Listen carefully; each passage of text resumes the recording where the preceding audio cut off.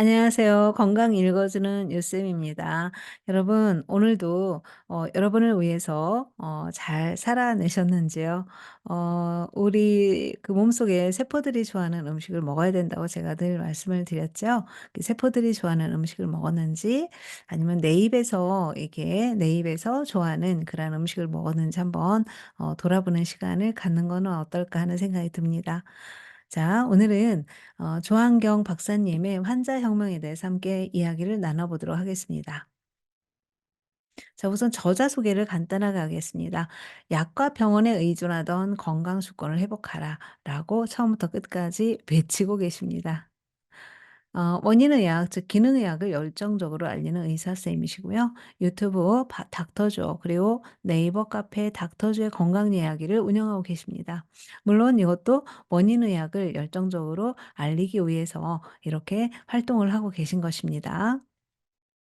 기존 의학 상식에 반기를 들면서 새로운 패러다임을 제시했다라고 하는 높은 평가를 받는 책입니다. 자, 책에서는 1, 2, 3 장을 보면은 현대의학, 과학, 사회를 진단하고 있는데요. 이 세 가지 요소가 건강과 직결되어 있기 때문이겠죠. 즉 영양, 면역, 수면, 스트레스와 그리고 환경 오염에 대해서 4 장에서 이야기를 하고 있습니다. 5 장에서는 여러 가지 질병에 대한 2차 소견을 말씀을 해 주시고 계십니다. 물론 약물 치료가 아니라 어떤 원인을 없애주기 위한 그러한 2차 소견을 말씀하고 계십니다. 6 장에서는 바로 "이제는 건강 조건을 회복할 때다."라고 하는 환자 혁명에 대해서 이야기를 하고 있습니다. 자, 35 쪽을 한번 보겠습니다. 여기에서는 바로 우리가 대사증후군 혹은 암 이런 만성 질환을 고치려면 우리의 패러다임을 바꿔야 된다는 거죠. "알약 하나에 목숨을 걸지 말아라."라고 명확히 처음부터 말씀을 하고 계십니다. 즉 먹거리 영양, 생활 습관, 수면, 스트레스, 운동 이러한 생활 환경부터 먼저 점검할 줄 아는 지혜를 갖추어야 한다는 이야기가 되겠습니다. 자, 우리가 생명을 유지하는 것도 음식이고요. 병을 일으키는 것도 음식, 병을 고칠 수 있는 것도 오로지 음식을 통해서만 가능하다고 이야기를 하고 계세요. 자, 예를 하나 들었는데 마그네슘이 응급실에 사용되고 있는데 심장 박동이 불규칙하고 혈압이 높은 환자에게 이 마그네슘을 주사하면 바로 혈압과 박동이 정상화가 된다. 뭐 마그네슘에 대해서는 제가 앞에서도 여러 번 말씀을 드렸다시피 굉장히 우리 심장에 중요한 역할을 하는 영양소가 되겠습니다. 자, 다음 오메가3는 시중에 나와 있는 그 어떤 약물보다도 심혈관 질환 예방에 굉장히 뛰어나다라고 나와 있습니다. 네. 어쨌든 오메가3는 염증에 굉장히 좋은 약물과도 같은 그런 영양소라고 볼 수가 있겠고요. 이 다음에 나이아신은 LDL을 낮춰 주고 HDL을 높이고 또 지질 단백질을 낮추는 그러한 효과가 탁월하다라고 이야기를 하고 있습니다. 자, 그다음에 스타틴 대신에 나이아신을 사용할 것을 제안했던 박사님이 한 분 계신데요. 의학계로부터 거센 비난을 받고 네 받았다고 합니다. 이유는 오로지 제약회사의 비즈니스 모델에 맞지 않았기 때문이라고 합니다. 아, 너무 속상한 이야기죠. 자, 비타민이나 미네랄과 같은 영양 보조제를 총칭하는 자연 약물은 제약회사의 의약품과 경쟁 관계에 놓여 있는데요. 예를 들어서 코엔자임 Q10, 폴리코사민, L아르기닌, L시트룰린 이런 성분들은 강력한 치료 효과가 있는 자연 물질입니다. 그런데 얘가 합성된 약물이 아닌 자연 물질이기 때문에 특허가 불가능하다라고 이야기를 하고 있습니다. 특허는 불가능하지만 이 이 그 비타민과 미네랄이 우리 몸속으로 들어가는 그런 과정에서의 특허가 있는 그런 제품들도 많이 있습니다. 그런 제품을 찾아서 드시게 되면 안전성에 대해서는 굉장히 보장을 받을 수 있겠죠. 자, 이제 의사 선생님께 내가 어떤 비타민과 미네랄에 대해서 뭔가 물어보고 싶은 게 있다. 그래서 이제 한번 물어보신 경험들이 있을 거예요. "이런 건기식 그리고 영양제를 먹어도 될까요?" 라고 물어봤을 때 어떻게 시원한 대답을 들으셨나요? 바로 그 답이 여기에 나와 있네요. 의과대학 수련 기간 중에 비타민 미네랄의 양리 작용에 대해서 배울 기회는 전혀 없다고 합니다. 그렇다 보니 의사에게 그 비타민에 대해서 물어보는 것은 의사에게 한약에 대해서 물어보는 것만큼이나 어색한 일이다. 그나마 솔직한 의사들은 "잘 모른다."라고 답하지만 대부분의 의사들은 "쓸데없는 거다. 먹지 말라." 이렇게 조언을 하기도 합니다. 그렇기 때문에 우리가 내 몸은 내가 알고 내 건강을 내가 지켜야 되기 때문에 인제 "주권을 찾자."라고 계속 이야기를 하고 계신 그런 책이 되겠습니다. 자, 우선 전체적으로요. 제가 대사증후군을 예방하는 그런 솔루션에 대해서 좀 이거는 책을 읽고 좀 정리를 해 놓은 그런 부분이에요. 그래서 일단 첫 번째, 네, 탄수화물 줄이기, 과당은 안 된다. 그런 얘기죠. 탄수화물 줄이기는 굉장히 중요한 그런 질환을 치유할 수 있고 개선할 수 있는 그런 방법 중에 하나라고 볼 수가 있겠습니다. 인슐린 저항성이 떨어지면 당연히 혈관에 염증이 생기고요. 염증이 생기면 당연히 혈관에 이상이 생겼다는 건데 이 혈관에 이상이 생기면은 혈압이 올라갈 수밖에 없는 거죠. 그럼 한번 인슐린 저항성이라고 하는 것에 대해서 한번 같이 알아보도록 하겠습니다. 자, 인슐린은요, 혈관에 있는 당을 세포와 간에 넣어주는 역할을 해요. 그런데 혈관에 있는 포도당을 적절하게 처리하는 청소부와 같다라고 볼 수 있겠죠. 그런데 이 정상 세포는 인슐린이 가져오는 포도당만 받아요. 왜냐면 이 세포들은 자신의 그러니까 세포 자체를 보호해야 되기 때문에 모든 것을 독소로 인정을 한다고 합니다. 그래서 포도당도 독소로 인정을 하는데 인슐린은 인제 그 정상 세포가 "인슐린이 가져오는 포도당은 믿을 수 있어. 네가 가져오면 내 문을 열어 줄게."라고 해서 받아주는 거죠. 근데 이때 크롬과 비타민 B3와 같은 것들이 있어야만이 수용체가 열린다고 합니다.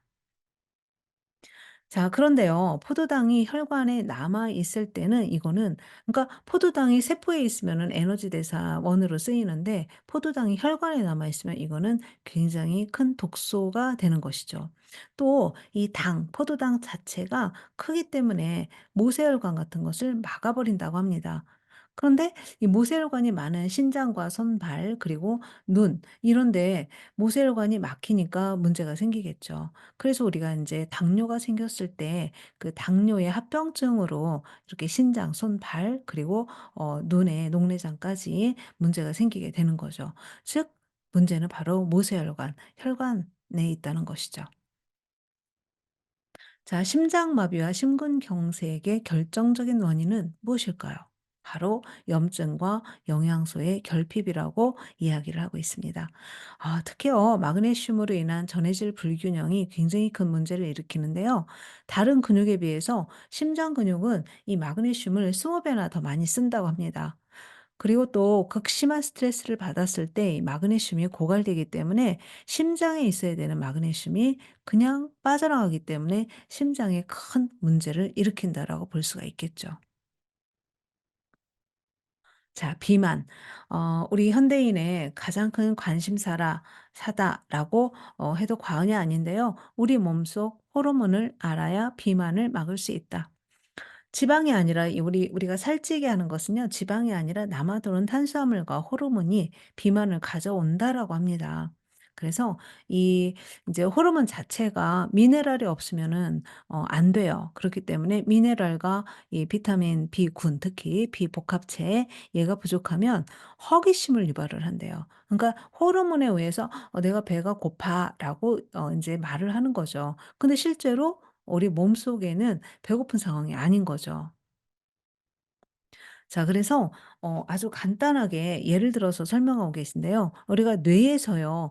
"마그네슘이 부족해."라고 이렇게 신호를 보낼 수는 없다는 거죠. 그러니까 "마그네슘이 부족해." 이게 아니라 "칼슘이 부족해." 이게 아니라 "먹어."라고 하는 신호를 보내는 것이 바로 배고픔을 느끼게 하는 그러한 호르몬이죠. 그런데 이 인제 몸은 그 탄단지가 즉 포도당과 뭐 이런 말하자면 에너지의 재료들이 남아 도는데 이렇게 "먹어." 하니까 계속 우리 몸속에 인제 먹어 주는 거죠.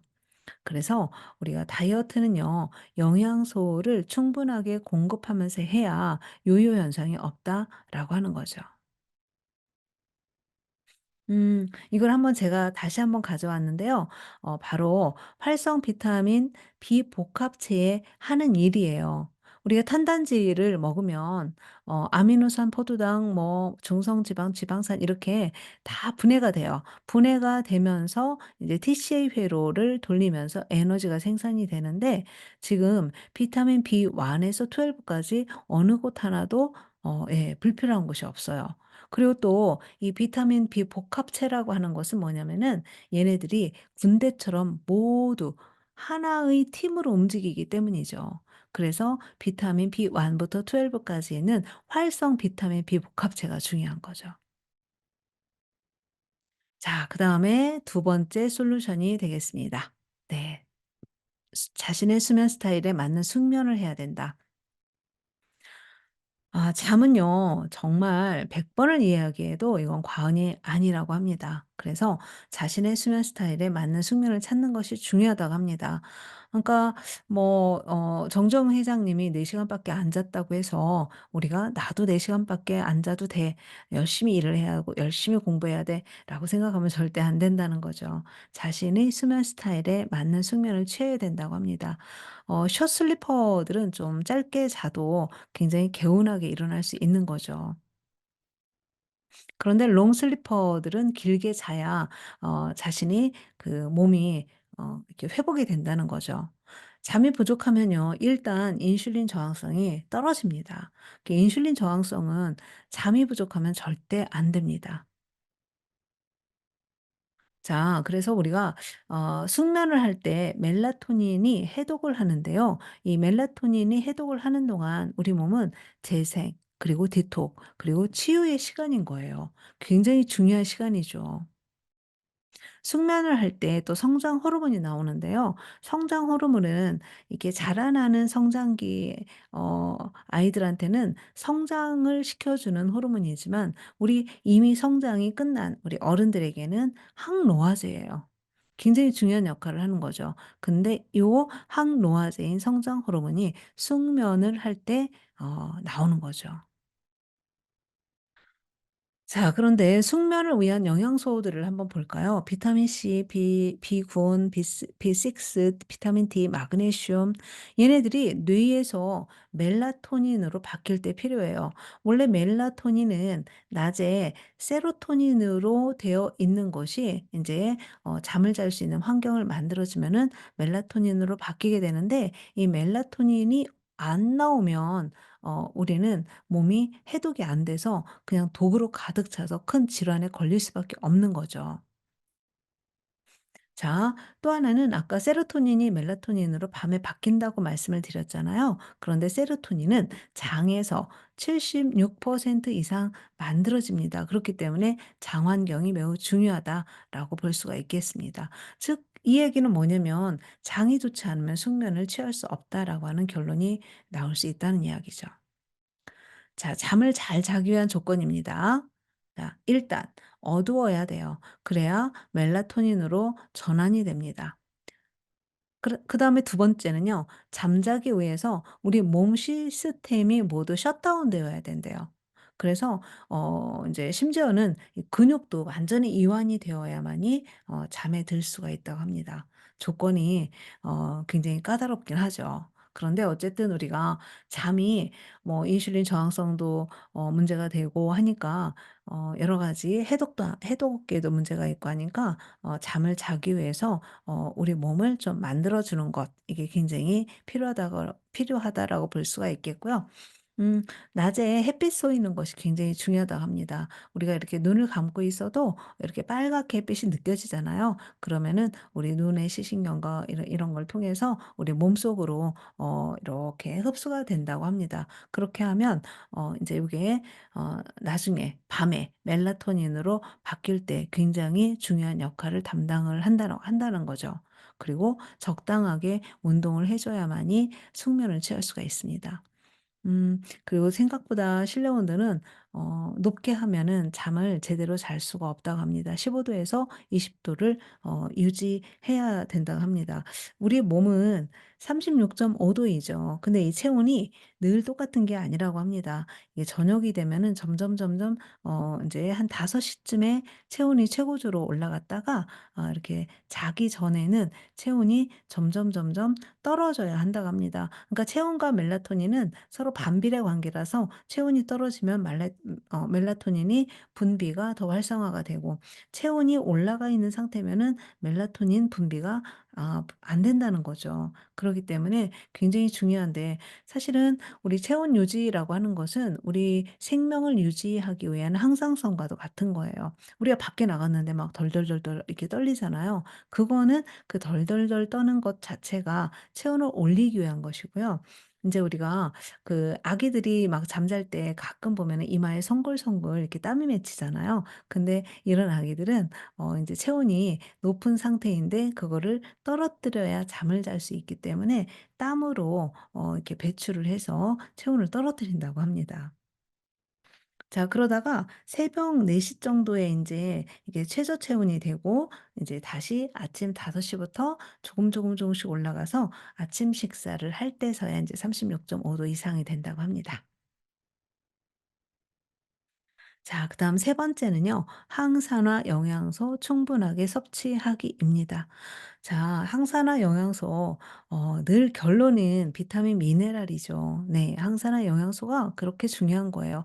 물론 이러한 것들을 음식으로 우리가 섭취할 수 있으면 너무너무 좋죠. 하지만 우리 땅에 비타민 미네랄이 충분하지 않다 보니 인제 식물들도 인제 충분하지 않고, 그것을 먹는 우리도 충분하게 섭취를 할 수 없기 때문에 반드시 외부에서 섭취를 해야 된다는 거죠.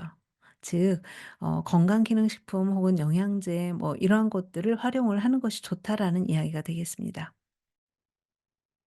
자, 항산화 영양소라고 하는 것은요. 인제 염증을 없애준다 혹은 활성산소에 대해서 대항하고 없애준다라고 하는 그러한 영양소를 이야기합니다. 그래서 이 항산화 영양소는 염증과 직결되어 있는데요. 바로 비타민, 미네랄 혹은 오메가 3, 이러한 영양소들이 바로 항산화 영양소가 되겠습니다.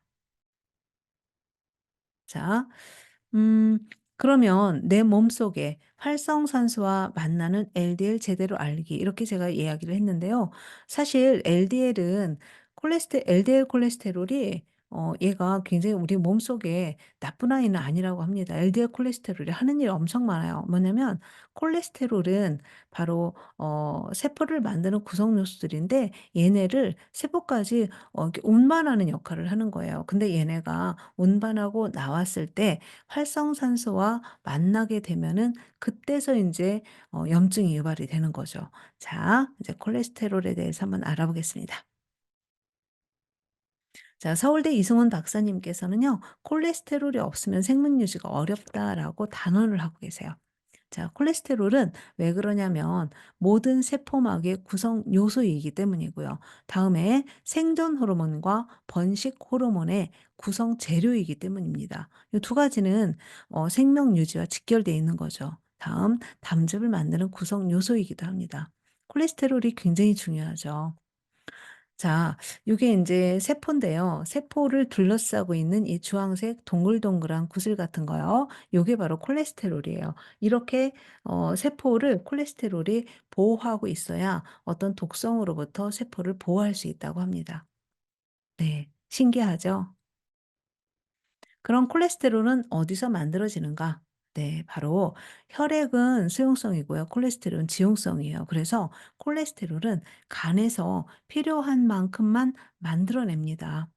이제 혈액은 수용성이고 콜레스테롤은 지용성이기 때문에 얘네가 혈액으로 콜레스테롤이 가서 움직일 수가 없는 거죠. 그랬을 때 LDL, 즉 간에서 만들어지는 그러한 저밀도, 이렇게 좀 밀도가 적은 것, 얘네들이 콜레스테롤을 싣고 이제 세포로 가는 거죠. 그래서 운반하는 콜레스테롤 운반 버스라고, 즉 간에서 조직으로 가는 그런 셔틀버스인 거죠. 그래서 그 버스를 타고 인제 콜레스테롤이 부신, 생식기, 중요한 뇌세포 여기까지 운반을 하는 거예요. 자, 운반이 끝났어요. 그러면은 어떻게 되죠? 네, 맞습니다. 고밀도 HDL이 쓰다 남은 그런 콜레스테롤을 쫙 회수를 해서 간으로 데리고 가야 된다고 합니다. 자, 그러면 한번 생각을 해 보세요. LDL은 높은데 고밀도는 굉장히 수치가 낮으면은 그게 문제가 되는 거죠. 그쵸? 그래서 LDL이 높은데 고밀도도 높아요. 그러면은 그래도 쪼끔 덜 걱정해도 된다. 그런 이야기가 되겠습니다. 자, HDL 버스에 탑승하지 못한 콜레스테롤은 어떻게 될까요? 아, 참 이게 제대로 HDL 버스에 탑승을 하지 못했기 때문에 인제 낙오자가 되는 거죠. 그랬을 때 얘네들은 구멍으로 찾아 들어간대요. 어디요? 네, 상처난 혈관. 상처난 혈관에 그냥 콕 박혀 버린대요. 그렇게 하면 걔네가 염증을 일으키고 부풀어 올라서 터지게 되고 또 혈소판이 얘를 막 인제 이렇게 응고시키기 위해서 다가오다가 막 엉키고 이렇게 해서 혈관이 막히게 되는 거죠. 이게 무서운 거죠. 네. 그리고 또 혈관 상처는요, 사실 활성산소와 호모시스테인이 주범입니다. 활성산소는 계속 말씀드렸다시피 항산화 영양소가 얘네를 없애주는 거고요. 호모시스테인은 조금 더 강력한 혈관 그러니까 혈관을 다치게 하는 그런 강력한 아이들이에요. 그렇기 때문에 호모시스테인은 아주 좀 우리가 조직적으로 얘를 좀 낮춰주고 없애줄 필요가 있다라고 하는 거죠. 네, 맞습니다. 지난번에 말씀드린 산화질소를 만드는 혈관 환경을 만들어 주는 것이죠.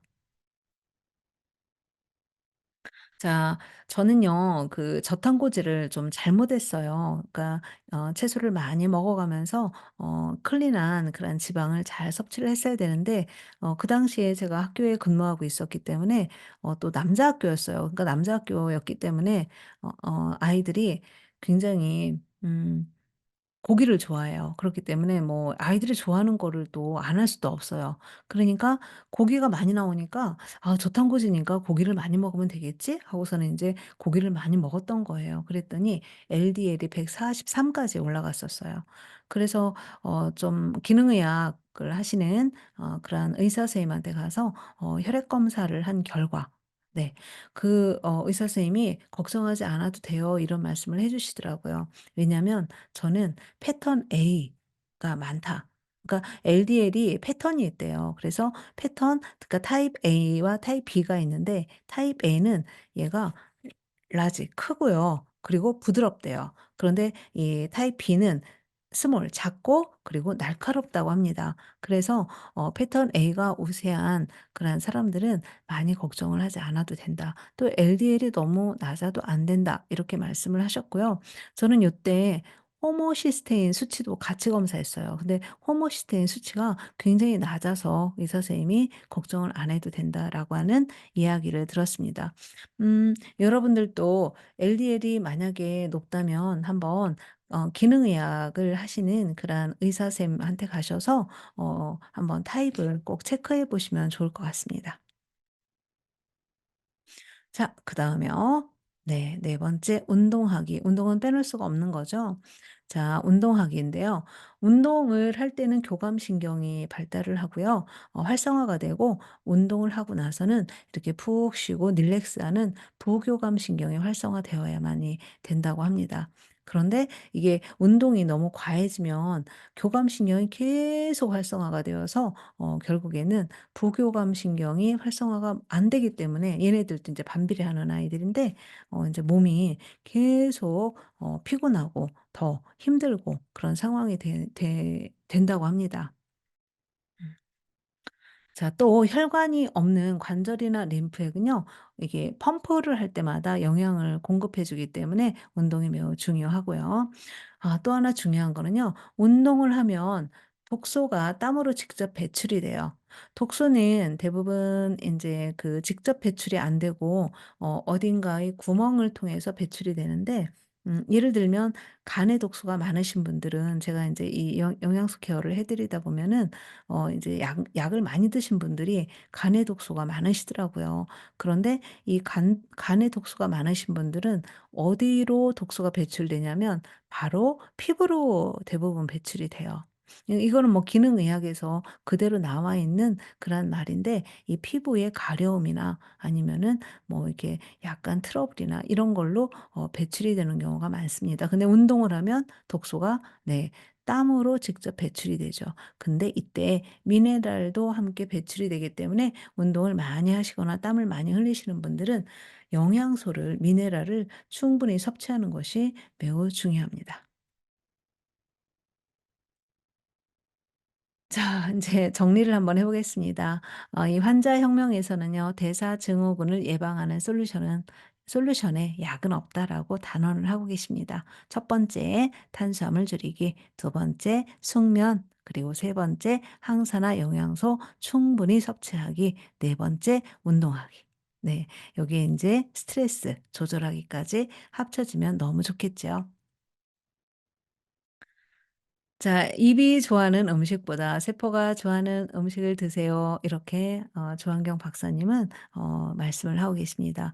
자, 포도당은요, 에너지로 쓰이고 남은 것은 간으로 가서 저장을 하는데, 또 거기에서 또 남으면은 얘네가 이제 지방으로 전환돼서 복부에나 이제 복부에 가서 많이 쌓인다고 합니다.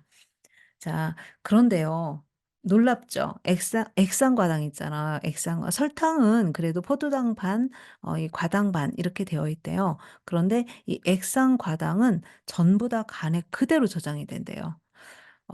이 사실 설탕보다 이 액상과당이 훨씬 싸다고 하더라고요. 그래서 실제로 가공식품이나 이런 그 빵이나 이런 걸 만들 때 액상과당을 많이 쓴다고 합니다.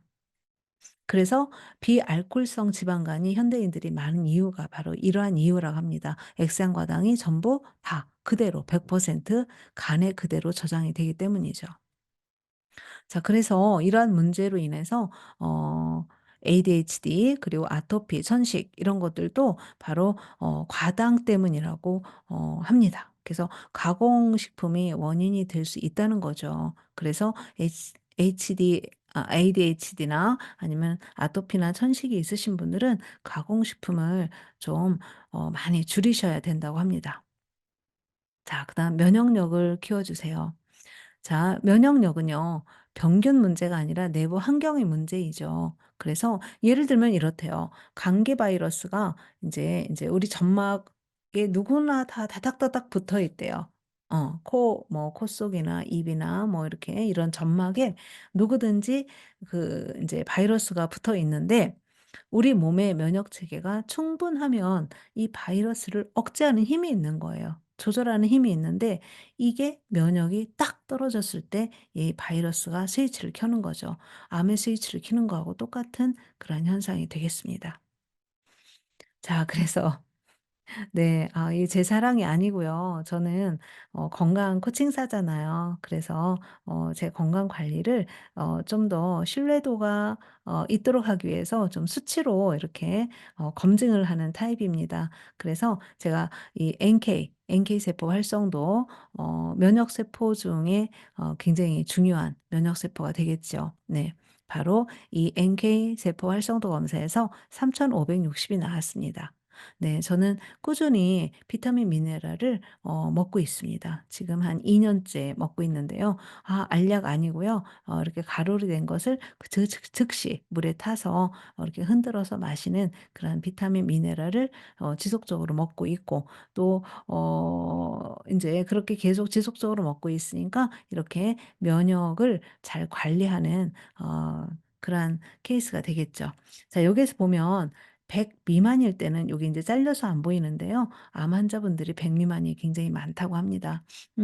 건강한 청년들이 한 800 정도 된다고 합니다. 네. 여러분도 한번 NK 세포 활성도 이렇게 높은 점수 받으실 수 있기를 정말 진심으로 기원합니다.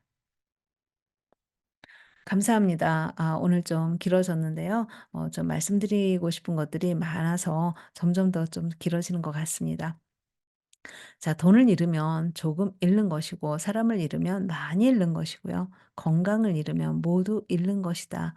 네, 저 이 말 굉장히 좋아하는데요. 물론 돈과 사람도 굉장히 중요하죠. 하지만 건강을 잃으면 정말 아무것도 없더라고요. 건강을 잃으면 정말 아무것도 없고 그저 그냥 이 우리의 삶의 질이 굉장히 바닥으로 떨어지게 되어 있습니다. 그래서 저는 이렇게 뭐 이 나이에 제가 인제 환갑이 지났습니다. 근데 이 나이에 이렇게 건강 코칭사 자격증 따서 이렇게 비타민 미네랄 전도사가 되어서 이렇게 유튜버까지 하는 가장 큰 이유는 우리가 내 몸에 대해서 제대로 알고 내 몸에 대해서 제대로 알고 그것을 잘 관리를 하면 '그게 바로 건강을 지키는 일이다.'라고 하는 신념 하나 때문에 이렇게 부끄럽지만 이 앞에 서서 이렇게 말씀을 드리고 있는 것입니다. 네.